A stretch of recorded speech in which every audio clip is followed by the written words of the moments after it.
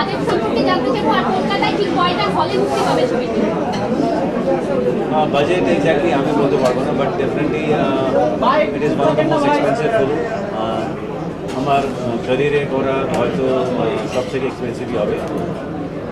আর কলকাতায় will have a big release, will have সব মিলিয়ে হয়তো 130-140 বা 150 খানা cinema between 130 to 150 cinema hall আমরা পাবো সব মিলিয়ে মাল্টিপ্লেক্সের সিঙ্গল ডেজ।